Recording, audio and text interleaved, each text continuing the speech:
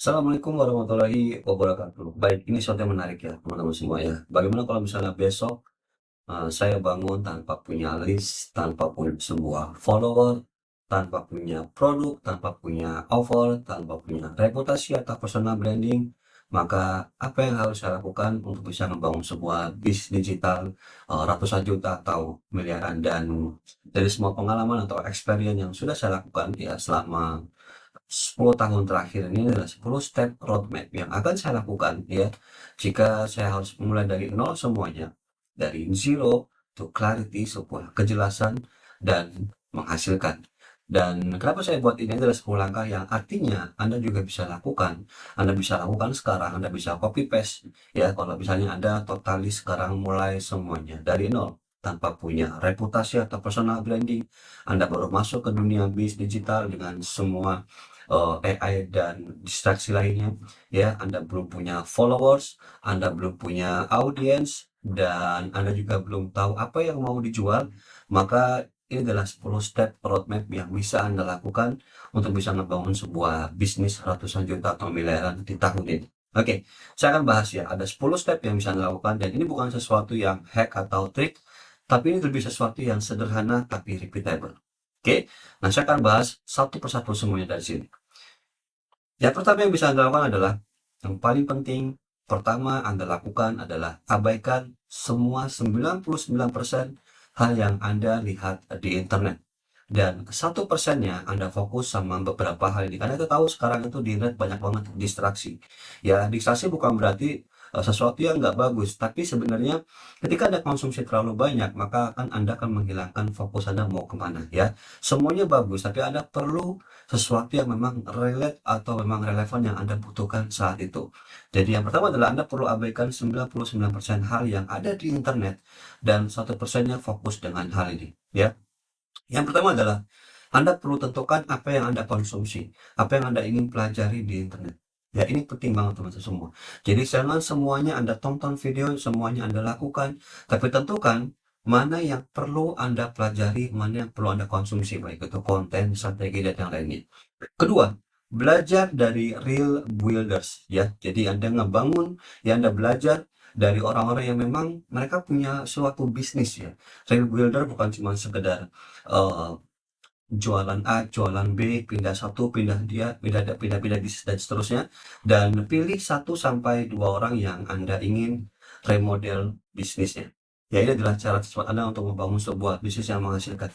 Jadi Anda belajar dari orang-orang yang real builders ya, Anda bisa lihat dari bagaimana cara dia ngebangun bisnis, bagaimana konsistensinya, bagaimana dia memanage bisnisnya, ya, dan pilih satu sampai dua orang, jangan semuanya, ya. Karena setiap orang pasti unik, mereka punya strategi berbeda-beda. Pilih satu sampai dua orang yang memang mungkin ini kayaknya cocok dengan apa yang saya inginkan. Dan Anda bisa remodel nanti bisnisnya. Anda bisa lakukan hal yang sama dengan perubahan ataupun sesuatu yang memang nanti Anda modify dan sesuaikan dengan apa yang nanti Anda punya. Ya. Dan yang ketiga adalah tujuannya memahami, bukan yang mereka ajarkan. Ya, jadi tujuannya adalah ketika Anda sudah pilih satu sampai dua orang real builders, ya, bukan memahami apa yang mereka ajarkan, apa yang mereka coba berikan. Tapi coba perhatikan apa yang mereka lakukan. Ini berbeda, ya. Dari aktivitinya, bagaimana dia menjual, bagaimana proses kita mendapatkan sesuatu dari dia secara free sampai dia menawarkan sebuah offernya. Coba pelajari apa yang mereka lakukan. Memahami, Anda bukan melakukan dulu, tapi cukup memahami apa yang mereka lakukan. Ya, ini yang pertama.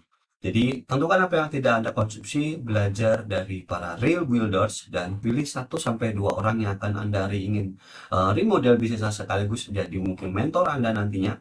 Dan yang ketiga adalah tujuannya memahami, bukan yang mereka ajarkan, tapi pelajari juga apa yang mereka lakukan. Ini adalah step yang pertama. Ini akan membuat Anda lebih fokus di awal. Kemudian, yang kedua adalah pilih siapa, bukan offer dulu. Banyak orang ketika baru mulai tentunya mikirin apa yang saya jual, ya. Tidak ada yang salah dengan hal itu. Anda mau jual apa itu tentu jadi sebuah pertanyaan, karena untuk menghasilkan Anda perlu jualan, ya. Tapi di step ini yang perlu Anda perhatikan adalah pilih siapa dulu yang menjadi audiens Anda. Ini, ya. Jadi ketika Anda mulai dari nol, Anda bukan mikirin produk apa yang mau saya jual, tapi Anda mulai siapa yang mau saya layani. siapa audiens ideal siapa tipe orang-orang yang akan nantinya jadi customer saya atau klien saya. Dan pilih grup yang problemnya bisa Anda rasakan. Satu community, satu komunitas ya, satu kelompok yang problemnya Anda juga bisa rasakan. Maksudnya seperti apa? Nah, ini. Misalnya aja contohnya peluang bisnis banyak tapi overload ya. Jadi ini adalah orang-orang yang mungkin melihat banyak peluang bisnis tapi mereka ngerasa overload, harus mulai dari mana tuh nggak tahu gitu ya. Atau Anda targetkan orang-orang yang punya satu keahlian, punya expertise, tapi mereka nggak tahu gimana caranya monetize di internet ya. Atau Anda targetkan kelompok orang-orang para solopreneur yang stuck dalam produktivitas, karena tantangan dari seorang solopreneur adalah produktivitas karena dia harus menghandle semuanya. Atau Anda ingin latihan beban misalnya di bisnis yang lain, tapi terkendala waktu dan biaya. Jadi Anda pilih satu kelompok satu ideal klien karakteristik ya yang Anda bisa rasakan feel problemnya. Oke? Jadi yang kedua adalah Anda tentukan siapa orang-orang yang mau Anda bantu, bukan tentukan dulu produknya. Ya. Yang ketiga adalah diam dan dengarkan. Ya. Sekarang mulai dengan area circle pertama yang Anda kenal. Jadi Anda perlu dengarkan, diam, dan Anda perlu dengarkan, Anda perhatikan apa yang memang mereka butuhkan, struggle mereka dan yang lainnya. Dari mana mulainya? Nah, ini berhubungan sama biasanya orang akan langsung mikirin ads ya. Jadi sebenarnya cara yang paling simpel tadi saya bilang, Anda nggak punya list, Anda nggak punya followers, Anda baru mulai, Anda belum punya offer, dan mungkin Anda juga belum punya budget yang besar untuk iklan. Jadi dari mana mulai? Yang pertama adalah Anda mulai dengan area circle pertama yang Anda kenal. Ya, misalnya apa? Anda bisa posting di sosial media kalau Anda ingin membantu orang-orang yang seperti ini, gitu ya.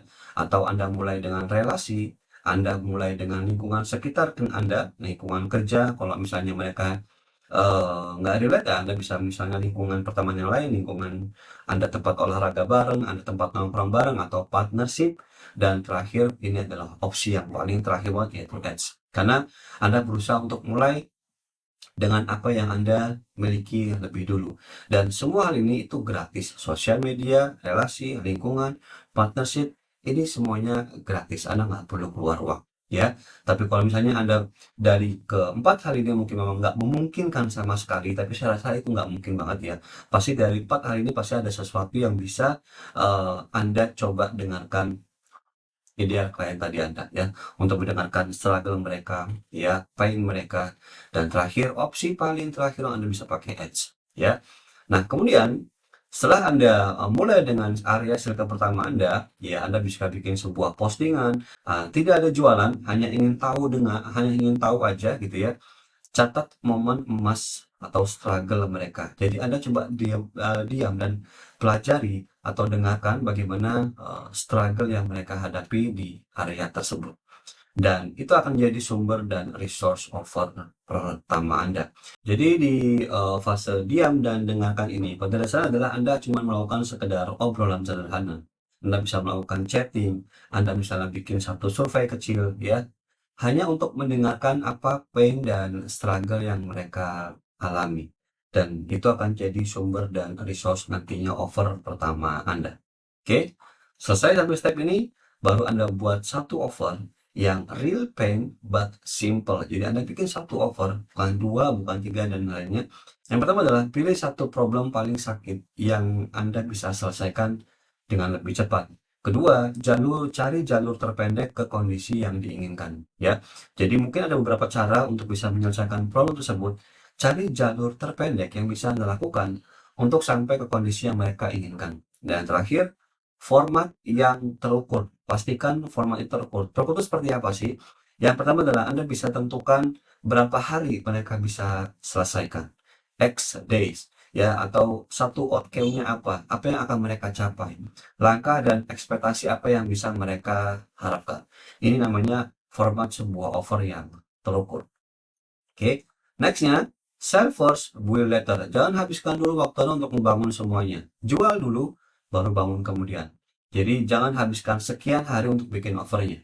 Anda jual offer, build love. Jadi Anda jual offernya dulu, Anda bisa bikin uh, offernya misalnya barang-barang ketika mereka sudah sign up, ya. Nah, Anda bikin offernya saat Anda menyampaikan offer tersebut. Jadi kita bikin bareng-bareng, misalnya done with you, atau misalnya kita bikin live, atau saya ajarkan live ya, atau kita sampaikan secara berseries ya. Ada banyak hal yang bisa dilakukan untuk sell first, buy later. Dan yang ketiga, kembali ke grup awal. Tawarkan outcome, kemudian how it works-nya, dan berapa investasinya. Ya, jadi langsung ke grup yang awal tadi yang sudah Anda ngomongin. Nah, Anda bikin offer ke orang-orang yang tadi sudah Anda ajak ngobrol, misalnya sharing bareng, brainstorming, Anda bisa merasakan pain mereka, tawarkan ke mereka. Kembali ke grup awal dan tawarkan outcome yang Anda bisa sampaikan, bagaimana itu bekerja, formatnya, dan berapa investasinya. Ya, dan kalau misalnya mereka nolak, Anda bisa gali kenapa mereka nolak. Oke, dan seandainya mereka semuanya nolak, maka ada yang salah dengan offer Anda. Anda bisa menghemat waktu karena Anda belum bikin apapun, ya, dan Anda bisa buat offer yang lebih baik. Jadi Anda bisa segera validasi dengan apa yang Anda miliki. Tapi biasanya ketika Anda sudah melakukan di fase ini, saya rasa untuk sampai mereka semuanya melakukan sesuatu yang eh, sulit ya. Biasanya akan ada selalu beberapa orang yang akan mengambil offer yang Anda inginkan. Ya, Anda bisa start dengan offer mungkin 5 sampai 10 juta. Oke, next. Nah, pakai AI sebagai alat, bukan otak bisnis Anda. Nah, di artinya di fase ini Anda sudah punya beberapa klien pertama, mungkin satu, dua, tiga, atau lima, atau bahkan lebih. Ya, karena Anda baru mulai, jadi saya akan sarankan Anda untuk tidak mulai dengan banyak orang. Ya, nah, apa maksudnya pakai AI sebagai alat bukan otak bisnis Anda? Jadi gunakan AI hanya untuk alat percepatan dari bisnis Anda. Misalnya bikin konten, menyederhanakan penjelasan atau ide Anda, mengidentifikasi suatu keadaan, atau mungkin menyusun outline offer Anda. Ya, jadi AI itu adalah pahat dan Anda adalah pematungnya. Jangan dibalik, jadi jangan AI bikin produknya. Misalnya AI tolong bikinkan saya satu produk untuk bisa orang diet selama 30 hari. Bukan seperti itu. Ya. Jadi contoh adalah AI, tolong susutkan saya outline dengan apa yang bisa saya selesaikan dari problem ini. Saya bisa menyelesaikan problem ini dengan beberapa cara. Satu, dua, tiga, misalnya sekian hari, dan saya bisa sampaikan dalam bentuk live ya. Kemudian saya bisa bikin mereka satu workbook, dan saya akan bimbing mereka dengan beberapa metode, ada WhatsApp, ada video rekaman, dan juga mungkin sesi offline. Nah, dari semua yang saya miliki tersebut, buatkan saya satu outline offer yang menyusun semuanya dan bisa saya sampaikan ke mereka. Jadi, Anda adalah pematungnya. Jangan sampai AI yang bikin offer Anda. Karena artinya kalau AI yang Anda suruh bikin offer Anda dengan script yang sama, apalagi misalnya Anda belajar dari seseorang dan copy paste promptnya, maka Anda akan punya offer yang isinya sama dengan kebanyakan orang. Oke. Nah, jadi AI di sini adalah sebuah alat bukan otak bis Anda. Karena saya banyak banget sering lihat ya, biasanya orang tuh bikin produk dari dari AI gitu ya. Jadi memang AI adalah orang yang bikin produk ya.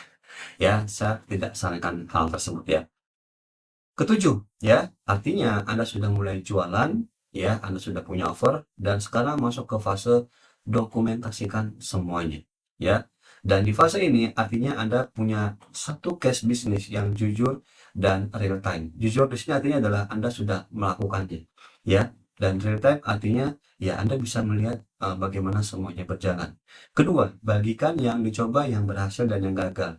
Nah, apa yang sudah Anda lakukan di atas ini, maka itu jadi sebuah case. Ya, Anda bisa sharing apa yang sudah dicoba, apa yang berhasil, dan yang gagal. Jadi Anda sudah punya satu bahan yang bisa Anda bagikan sebagai mungkin bukan bahan konten Anda, bahan bisnis Anda, dan yang terakhir, orang lebih percaya dengan mereka yang sudah terjun di lapangan dan punya case.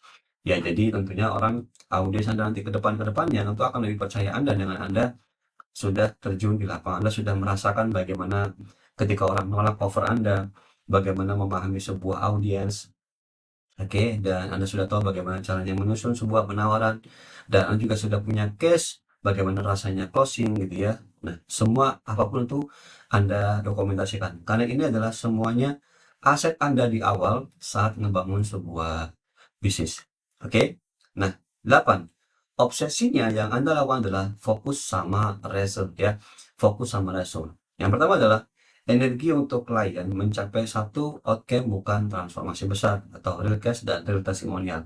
Jadi obsesi hasil Anda adalah ketika Anda melakukan ini semua di 7 fase sebelumnya adalah untuk mendapatkan energi klien ketika mereka mendapatkan satu outcome pertama. Bukan harus transformasi besar yang benar-benar mereka dapat hasil yang signifikan, tapi sebuah real case dan real testimonial yang bisa didapatkan. Misalnya aja dari bingung sekarang jadi clear. Ya, dari mereka nggak tahu harus mulai dari mana, mereka tahu bagaimana melangkah di titik pertama sampai titik ketiga misalnya. Jadi bukan sesuatu yang harus memiliki hasil yang besar. Kedua, berikan extra help jika mereka stuck. Jadi misalnya mereka mungkin belum melangkah kemana-mana, Anda bisa bantu mereka, berikan extra support. Yang penting adalah tadi, Anda berusaha sebisa mungkin mereka dapetin outcome pertama mereka. Perbaiki proses yang terasa salah atau lambat. Dan dengan hal ini Anda akan jadi tahu mana yang kayaknya ini ada yang salah deh. Atau misalnya ini kurang efektif. Ya, Anda harus perbaiki ini supaya lebih baik lagi. Dan ini semua, tadi saya bilang, akan jadi aset awal bisnis Anda. Progres, lapangan, hasil dan cerita dari klien Anda. Ya, jadi sekarang Anda tidak punya apa-apa. Anda sudah punya aset dari apa yang sudah Anda bangun dari 7 fase di atas. Clear ya?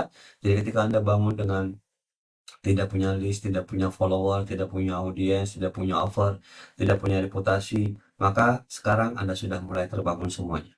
Ya. 9. Next, masuk ke fase selanjutnya. Scale hanya yang repeatable. Jadi jangan tambah kompleksitas, jadi fokus dengan apa yang bekerja, dan Anda lakukan itu double, buat lebih baik atau volumenya ditambah. Dan Anda bisa tanyakan 3 hal ini. Apakah ini bisa dibuat dalam format grup tanpa mengurangi hasil yang didapat klien? Kan di awal Anda baru bekerja dengan sedikit orang. Artinya, kehadiran Anda itu menentukan seberapa besar berhasilnya offer yang Anda tawarkan. Sekarang Anda bisa perhatikan, Anda tanya sama diri saya, seandainya ini pelan-pelan saya meninggalkan diri saya, jadi yang tadinya satu-satu klien, Anda coba jadi satu grup, ya, apakah ini akan tetap bekerja dengan baik offer yang saya berikan? Ya, kemudian mana yang bisa direkam sehingga tidak harus selalu Anda hadir di sana. Apakah saya perlu bantuan back end? Ya, back end di sana. Apakah perlu saya bantuan back end? Karena di fase ini tentunya Anda sudah punya cash flow. Anda bisa hire orang mungkin untuk melakukan pekerjaan yang sebenarnya cuma sekedar rutinitas. Ya, Anda bisa tanyakannya sama diri Anda. Kalian sudah masuk di fase sekarang Anda ingin menghasilkan lebih banyak, ya, dengan bekerja lebih sedikit. Bukan ribet atau kelihatan keren, tapi yang jalan dan yang berulang itu yang biasanya menghasilkan. Nah, ya, jadi fokus adalah di fase scalable itu adalah bukan yang ribet atau berusaha untuk kelihatan keren, tapi yang jalan, yang berulang, atau sesuatu yang boring bahkan itu biasanya menghasilkan. Dan yang terakhir, yang ke-10, filter semua putusan. Ini yang paling penting. Di fase Anda sudah mulai menghasilkan, sudah punya clients ya, maka Anda mulai filter keputusan yang penting ini. Yang pertama adalah pertanyaannya sebagai lifestyle bisnis, ini bikin saya lebih dekat dengan hidup yang saya inginkan atau sebaliknya. Dan ini akan mencegah untuk Anda mengambil kebanyakan beban. Contohnya kayak gimana? Nah, ini adalah contoh-contoh sebenarnya yang kelihatannya bagus tapi sebenarnya nggak bagus. Yang pertama adalah terlalu banyak offer atau produk, terlalu banyak channel konten sehingga Anda tidak fokus dan Anda sulit mengembangkan semuanya. Terlalu banyak klien dengan kebutuhan yang berbeda. Nah, ini membuat fokus Anda hilang. Ya, Anda tidak fokus sama satu ideal klien, tidak apa ya, Anda berusaha untuk memenuhi semua problem yang klien atau audiens yang Anda miliki. Nah, ini akan membuat energi Anda terkuras dan tidak relevan lagi dengan bisnis Anda. Terlalu banyak iya ke hal-hal yang kelihatannya bagus ya. Dan ini ujung-ujungnya akan menjadi bisnis yang nantinya dibenci sama Anda secara diam-diam ya. Kenapa? Karena bisnisnya jalan, tapi Anda pelan-pelan sebenarnya muak dengan bisnis Anda ya. Secara luar terlihat memang Anda menang, Anda berhasil, tapi di dalamnya Anda jenuh, Anda lelah, energi Anda terkuras habis ya. Dan mengejar tepuk tangan, menghindari yang namanya mengejar tepuk tangan. Di bisnis Anda fokus sama cash dan sama transformasi dari klien atau customer Anda. Anda tidak mencari sekedar tepuk tangan. Artinya Anda berusaha mencari follower sebanyak mungkin, likes, atau yang lainnya ya, hanya untuk mengejar tepuk tangan, tapi fokus sama cash flow bisnis Anda, seberapa banyak yang bisa Anda keep, yang bisa Anda ambil profitnya, dan seberapa banyak impact atau transformasi yang bisa Anda buat untuk customer atau klien Anda. Jadi itu dia teman-teman semua ya, 10 step roadmap yang bisa Anda lakukan dan bisa Anda copy paste. Andai Anda harus memulai semuanya dari nol, Anda cuma punya internet dan laptop, Anda nggak punya list, reputasi, follower, personal branding, ataupun yang lainnya.